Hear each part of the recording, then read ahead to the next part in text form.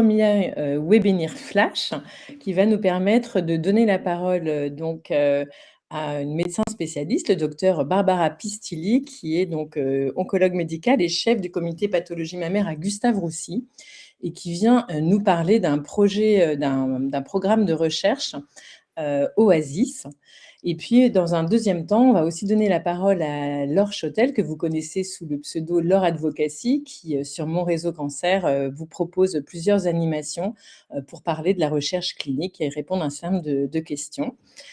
Ce webinaire va durer une trentaine de minutes. Vous avez un chat dans lequel vous pouvez poser vos questions au fur et à mesure et on les prendra donc après l'intervention du docteur Pistilli, puis après l'intervention de Laure.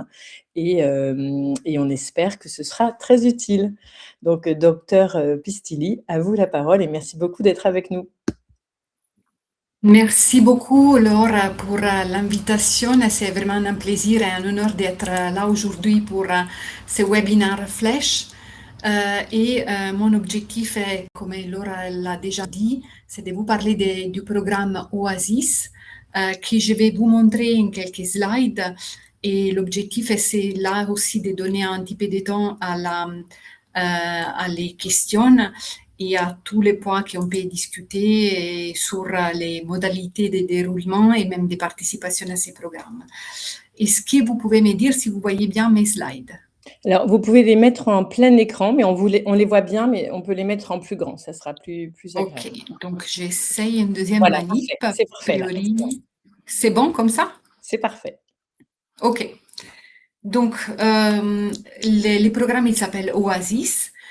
Comme vous pouvez voir dans cette slide, c'est un programme qui comprend plusieurs partenaires que vous voyez en fait dans la partie supérieure de la slide, qui sont des partenaires académiques, mais aussi des partenaires industriels, pas uniquement français, mais même des autres pays de l'Europe, parce que c'est un programme qui a obtenu un financement par la communauté européenne. Elle s'appelle un grant qui s'appelle Horizon et qui permet en fait la participation de plusieurs centres, pas uniquement en France, mais aussi, et je vous le montrerai dans les prochaines slides, à la Belgique et en Grèce. Donc, quel est l'objectif de ce programme qui s'appelle Oasis? Vous le voyez dans les titres, c'est comprendre mieux les mécanismes d'action et les mécanismes de réponse et de résistance aux ADC. Et je vais vous expliquer qu'est-ce que c'est un ADC pour finalement arriver à mieux personnaliser les traitements par ces médicaments dans différents types de cancers. Donc, pourquoi on parle des ADC? Qu'est-ce que c'est un ADC? Donc, les ADC sont les antibody drug conjugates ou les anticorps conjugués avec chimiothérapie en français. Et c'est une famille de médicaments qui a fait déjà ses épreuves dans plusieurs types de cancers et certaines parmi les ADC sont déjà approuvées pour les traitements de certains types de cancers en France comme dans des autres pays. Et tous les ADC, ils ont toujours la même structure que vous voyez dans cette slide. Donc, ils sont toujours composés par un anticorps qui reconnaît une cible sur la cellule cancéreuse, sur la surface de la cellule tumorale. Il comprend aussi une charge toxique qui est généralement une chimiothérapie, qui est donc libérée dans la cellule tumorale pour détruire la cellule.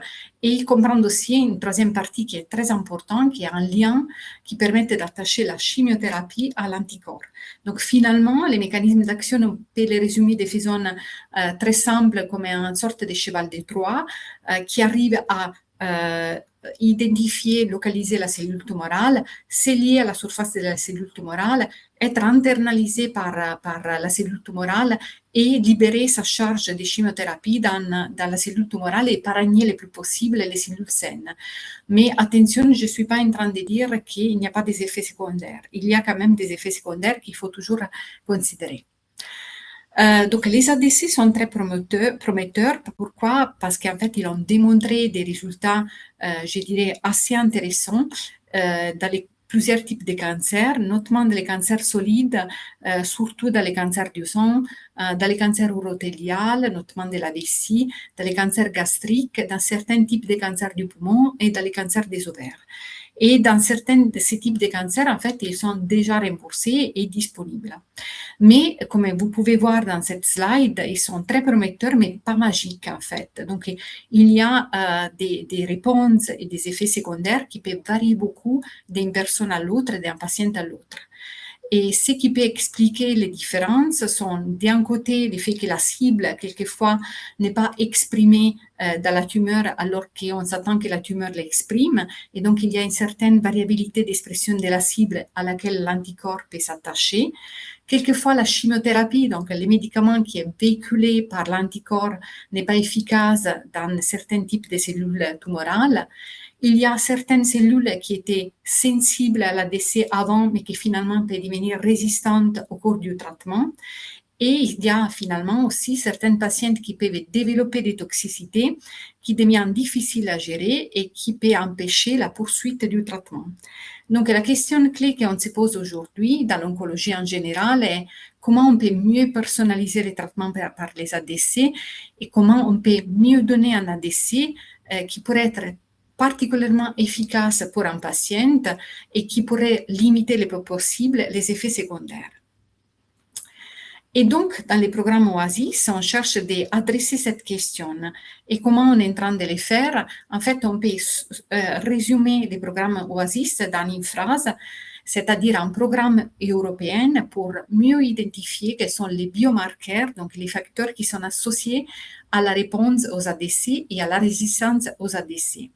Donc, Oasis cherche à construire des outils qui sont capables de prédire la réponse aux ADC, la résistance aux ADC et finalement certaines toxicités importantes qui, une fois qu'elles sont survenues, pourraient empêcher la poursuite du traitement. Et comment on va les faire? On va les faire en combinant des données qui sont à l'issue des analyses, des prélèvements sanguins, des prélèvements qui sont réalisés sur la tumeur, donc biopsie tumorale, et même des imageries, surtout de certaines PET qu'on peut développer dans le cadre de ces programmes, qui sont des PET un petit peu, on peut dire, plus sophistiqués, dans lesquels on utilise un traceur qui va identifier l'expression de la cible sur les différentes localisations de la maladie.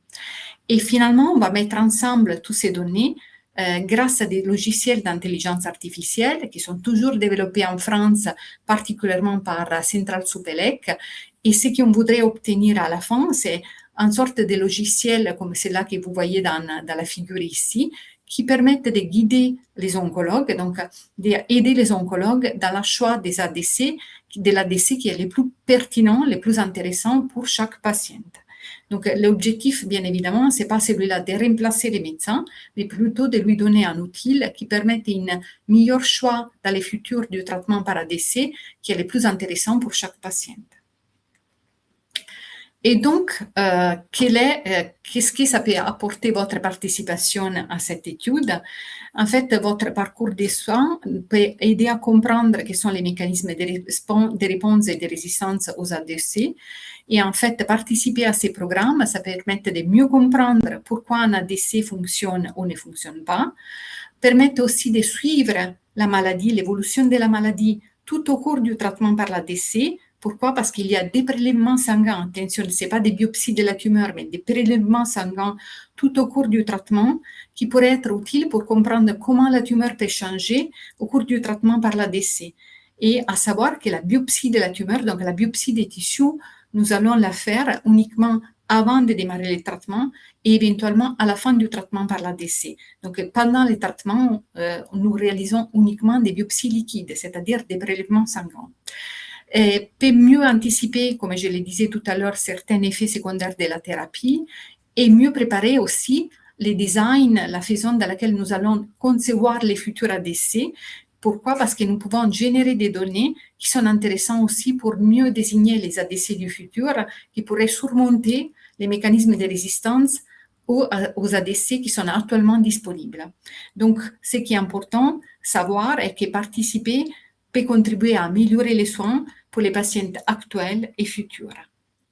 Mais il y a un deuxième point que je pense c'est important aussi de savoir, est que quand même la participation à ces programmes, finalement, si ça demande des prélèvements des tissus tumoraux avant de démarrer les traitements, si ça demande aussi des prélèvements sanguins tout au cours de la thérapie. Ça permet aussi aux patients qui participent d'avoir accès à des analyses, notamment de la cible, de l'expression de la cible des ADC dans les tissus tumoraux. Ça permet aussi d'avoir des analyses des gènes de la tumeur assez larges et assez complètes.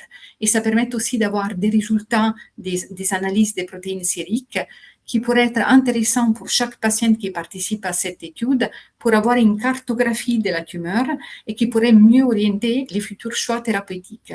Donc finalement, l'intérêt n'est pas uniquement celui-là d'avoir des données générées pour les futurs patients, mais il y a quand même aussi un intérêt actuel présent aujourd'hui pour les patients qui participent au programme d'avoir une cartographie, de recevoir des résultats qui permettent d'avoir une caractérisation assez complète de la tumeur et qui pourrait être intéressant pour les patients et pour son oncologue pour orienter les choix thérapeutiques futurs après les traitements par l'ADC. Concrètement, qu'est-ce qu'on demande à chaque patient qui participe à ces programmes? Comme je le disais tout à l'heure, on demande des prélèvements sanguins. On demande aussi une biopsie de la tumeur, mais uniquement au début du traitement et éventuellement à la fin du traitement, au moment de la progression. On demande des imageries. Dans un sous-groupe de patients, on va réaliser en fait des tests spécifiques avec des nouveaux radiotraceurs pour identifier quelle est l'expression de la cible dans les différents sites métastatiques. Et on demande bien évidemment les données médicales, donc les traitements précédents qui étaient reçus par les patients et l'éventuel traitement comme médicaments que les patients sont en train de prendre en cours de thérapie. Et l'équipe peut toujours donner des explications sur les différentes modalités de l'étude, sur les moments dans lesquels différents prélèvements sont réalisés. Mais il faut toujours savoir que tous les prélèvements sanguins sont réalisés les jours du traitement et donc il n'y a pas des allers-retours additionnels qui sont demandés aux patients qui participent à cette étude juste pour faire des prélèvements. Pas du tout, donc tous les prélèvements sont faits les mêmes jours de la thérapie.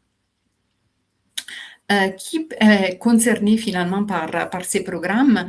Les patients qui sont concernés sont tous patients qui sont atteints d'un cancer du sang métastatique, d'un cancer urothélial métastatique, pulmonaire, gastrique ou des ovaires métastatiques et qui sont éligibles à recevoir un ADC, donc qui sont en train de démarrer un traitement par un des ADC qui sont déjà disponibles et remboursés en France pour ce type de pathologie.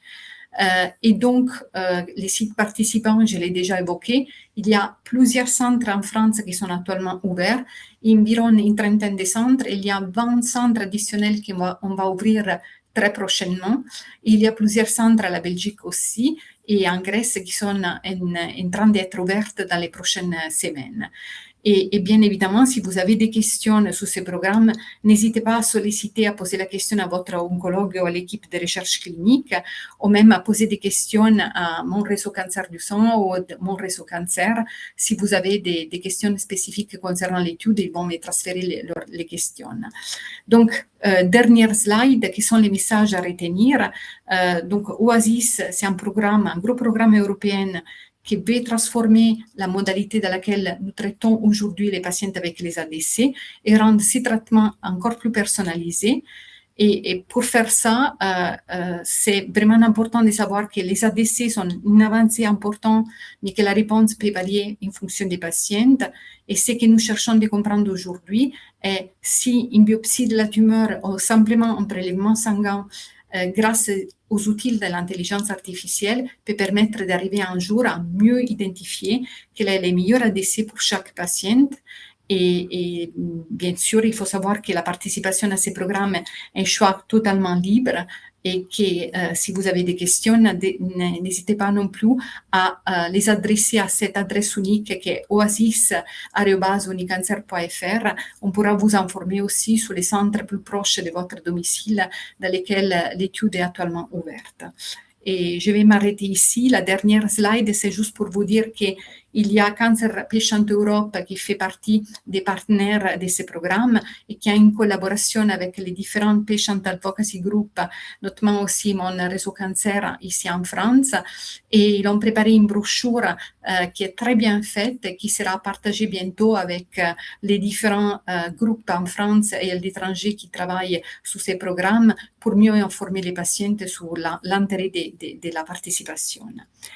Et voilà, et c'est tout ça, c'est tous les gens qui travaillent sur ces gros projets. Merci beaucoup pour cette présentation, docteur. Alors, on a quelques questions. Déjà, tout d'abord, est-ce qu'il y a possibilité d'avoir accès à la liste des centres qui participent avec vous? Ou est-ce qu'elle est publiée quelque part, ou on doit juste écrire? Parce qu'en fait, c'est vrai que sur nos réseaux, on a des personnes dans toute la France. Donc, est-ce qu'en gros, il y a un centre par région, voire plus? Et est-ce qu'éventuellement cette liste est disponible, ou comment faire quand on veut se renseigner par rapport à son lieu de vie? Oui, ça c'est une excellente question et merci de l'avoir posée. Donc on a une liste, donc je dirais que d'abord c'est plusieurs centres par région. Et comme je disais tout à l'heure, le nombre de centres va être élargi très prochainement parce qu'on a déjà soumis un amendement de l'étude qui permet d'ouvrir 20 centres additionnels en France. La chose que moi, de mon côté, je peux faire est que je demande à Unicancer de vous partager cette liste, alors de façon que vous pouvez éventuellement la publier sur votre réseau et de façon qu'elle soit disponible pour tout le monde. Oui, ça serait pratique, et puis on mettra toujours, Oui, de toute façon, on peut se renseigner auprès de l'adresse bien sûr. officielle de l'essai. Alors, une autre question aussi très pragmatique, est-ce que vous avez un endroit, peut-être chez Unicancer, où il y a la liste des ADC? Parce qu'en fait, en France, par exemple, il y a tous les ADC qui sont actuellement déjà, enfin, qui ont déjà avancé dans leur programme de médicaments et qui sont remboursés, donc assez accessibles à un certain nombre de patients. Mais il y a aussi pas mal de recherches. Donc, est-ce que dans Oasis, c'est que, entre guillemets, les médicaments qui sont remboursés en France, ou potentiellement ça peut être d'autres médicaments qui sont en cours d'accès précoce ou d'essais cliniques? Alors, actuellement, en France, c'est les ADC qui sont déjà approuvés. Je vais déjà vous donner la liste. OK. Et ça va comprendre bientôt aussi un ADC qui est un accès précoce. Donc, notamment, c'est trastuzumab deruxtecan dans les cancers du sang, dans les cancers gastriques et dans les cancers du poumon. OK. Donc est-ce que je peux me permettre que vous donniez le nom scientifique et le nom commercial de la Oui, molécule? Parce que bien pour les sûr. patients, c'est parfois ils connaissent les 2. Bien sûr, sans problème. Donc, trastuzumab deruxtecan, c'est NR2. OK. Et c'est dans les indications que je viens de vous dire. Donc, cancer du sang, métastatique, tous les sous-types, cancer du poumon HR2 muté, cancer gastrique HR2 positif. Après, on a Infortumab vedotin, dont le nom commercial m'échappe, mais je vais le retrouver, qui est approuvé actuellement pour les cancers urothéliales en France. Et l'étude concerne les patients qui les reçoivent seuls ou même en combinaison avec pembrolizumab, avec l'immunothérapie. Troisième médicament, c'est les sagituzumab govitecan ou Trodelvy. Et notamment, c'est dans les cancers du sang métastatique, triple négatif ou avec récepteur à l'estrogène positif, donc dans les deux indications pour lesquelles il a remboursé. Et finalement, il y a une toute dernière cohorte qui était TDM1, trastuzumab etamcine, Gazyla, mais cette cohorte concernait que les cancers du sang métastatique. Donc, c'est une cohorte qui va être bientôt, j'espère d'ici à 2-3 semaines, grâce à l'approbation de cet amendement, être remplacée par une nouvelle cohorte qui est cancer de l'ovaire résistant aux celles du platine, qui est éligible à l'accès précoce à mirvetuximab soravtansine en France. Et pour lesquels il y a aussi un intérêt majeur à mieux comprendre qui sont les patients qui peuvent mieux répondre à ces traitements. Très bien. Alors sachez qu'en fait, on a fait un petit dossier d'information sur mon réseau cancer où on a repris ces éléments. Du coup, je mettrai à jour avec le fait. Donc, ça veut dire que le Kadcyla, ça reste dedans, mais on va rajouter la cohorte ovaire? Ça reste dedans, oui, mais seulement pour les patients qui l'ont déjà reçu D'accord. et qui ont déjà terminé leur traitement avec Kadcyla. D'accord, d'accord. Donc, éventuellement, je l'enlèverai celui-là. Et du coup, oui, aussi très concrètement, cet essai, il s'adresse à des personnes qui n'ont pas encore démarré l'anticorps conjugué, c'est ça? Donc Oui. en fait, c'est, pour les personnes qui sont, par exemple, en évaluation en ce moment ou peut-être il y a des discussions de savoir qu'est-ce qu'on va prendre comme traitement, et nous, il faut bien qu'on repositionne. On rentre dans un essai au moment d'un changement de ligne, mais pas si on a déjà démarré avec cet anticorps, par exemple. C'est bien ça? Tout à fait. Très bien. Donc voilà. Alors je sais pas, j'ai peut-être pas eu le temps de tout voir. Laure, si tu vois d'autres questions ou si tu en as? Alors il faut Alors ouais. parmi les questions, il y avait des questions plus spécifiques en fait en fonction, du développement des ADC par rapport, aux organes, dans le poumon, dans le cancer colorectal. Si vous pouvez nous faire un petit point, s'il vous plaît? Oui, bien sûr. C'est une très bonne question et en fait, dans les cancers du poumon, les développements des ADC, je dirais qu'au début, c'était très difficile. Et il y a eu pas mal d'échecs avec les nouveaux ADC, surtout des résultats qui n'étaient pas vraiment, je dirais, très positifs par rapport à la chimiothérapie, si on les comparait l'activité de l'ADC à la chimiothérapie classique, et notamment au traitement par docetaxel. Finalement, aujourd'hui, il y a des études qui sont en train d'aller un petit peu dans la même direction du programme Oasis. Pourquoi je dis ça? Parce qu'en fait, les nouvelles études qui ont évalué les ADC, ils ont permis de s'adresser à des populations mieux sélectionnées. N'étaient pas tous les patients confondus comme les premiers essais cliniques avec les ADC dans les cancers du poumon, mais c'est aujourd'hui plutôt dans des patients qui ont des anomalies spécifiques de la tumeur, notamment des mutations des GFR ou une amplification des MET. Et dans ce type de population, en fait, on peut voir qu'il y a une vraie différence entre l'activité de l'ADC et l'activité de la chimiothérapie, avec notamment une supériorité de l'ADC. Donc, je pense que vraiment, cette expérience qu'on a eue dans les cancers du poumon, c'est encore une fois la démonstration du fait qu'on a des médicaments qui sont très efficaces, mais qu'on doit arriver à les cibler de façon plus correcte et des manières d'avoir des biomarqueurs qui permettent de mieux sélectionner les patients. Et c'est un petit peu la même histoire dans les cancers colorectales, parce qu'en fait, c'était un petit peu les démarrages, c'était un petit peu à la même manière. Tout le monde était inclus dans les premiers essais cliniques, mais finalement, aujourd'hui, on est en train d'aller vers des essais cliniques qui sont en train de sélectionner les patients par rapport à des anomalies spécifiques de la tumeur, encore une fois, notamment l'expression de la cible spécifique à l'ADC. Et je pense que le futur, ça va être celui-là. Et j'ajoute juste un petit mot, sinon je parle trop. L'objectif de l'étude d'Oasis, en fait, c'est celui-là de dire que finalement, pour sélectionner les patients pour les ADC, peut-être qu'un biomarqueur tout simple ne peut pas être suffisant parce que ce sont des molécules complexes où il y a plusieurs facteurs qui pourraient impacter la réponse à la thérapie. Et ce qu'on veut développer, c'est des biomarqueurs multidimensionnels qui peuvent prendre en considération les caractéristiques de la tumeur, les micro-environnements qu'il y a tout autour de la tumeur et qui impliquent aussi l'activation du système immunitaire et le fait aussi que la structure de la tumeur peut favoriser ou empêcher la distribution de l'ADC dans la tumeur. Donc, cette complexité, c'est quelque chose qu'on cherche de capturer dans ces programmes. Merci beaucoup, docteur, pour toutes ces explications et je propose qu'on donne la parole à Laure pour qu'elle nous dise justement comment, elle anime aussi, toute cette information autour de la recherche clinique. C'est assez compliqué pour, les patients en général et on sent bien qu'il y a besoin aussi de mieux comprendre de quoi il s'agit, voilà. Donc merci beaucoup, Laure, d'être avec nous cet après-midi. Je te laisse la parole. Bah, merci pour l'organisation de ce webinaire flash, le premier. Donc c'est, très intéressant qu'on puisse, voilà, rentrer plus précisément dans certains essais.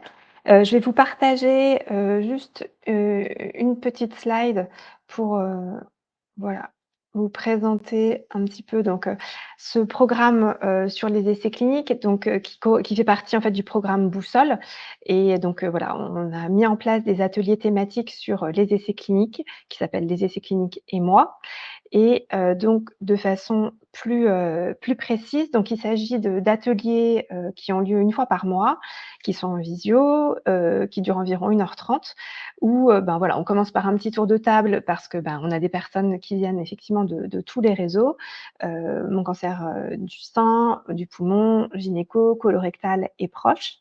Et puis ensuite, je passe à une présentation, voilà, du sujet et ensuite on échange avec les questions, de chacun, chacune et puis des partages d'expériences. C'est ce qui est aussi très enrichissant, je trouve, dans ces rencontres. C'est que, bah, voilà, chacun arrive avec son vécu et tout le monde a quelque chose à apporter à la discussion. Donc, voilà, c'est vraiment des grands moments de partage.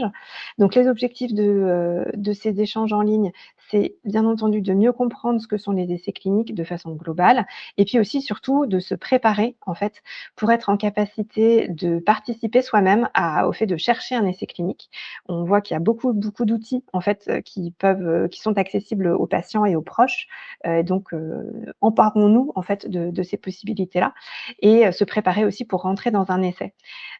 Alors l'intérêt étant aussi de pouvoir faire ça en amont et pas, au moment où on a la mauvaise nouvelle de la progression parce que c'est vrai qu'on est souvent, bah, très stressé à ce moment-là et pouvoir prendre le temps de le faire, un peu plus tôt, c'est toujours très utile. Donc on a développé un cycle autour de 6 thématiques, hem que vous pouvez rejoindre, à n'importe quel moment, hein. On n'est pas obligé évidemment de suivre tout le cycle, il y a pas de souci et à chaque fois les slides sont, si vous ne pouvez pas assister, à la rencontre en ligne, vous avez accès aux slides, de chaque, présentation. Donc le premier thème, c'est, qu'est-ce que c'est un essai clinique?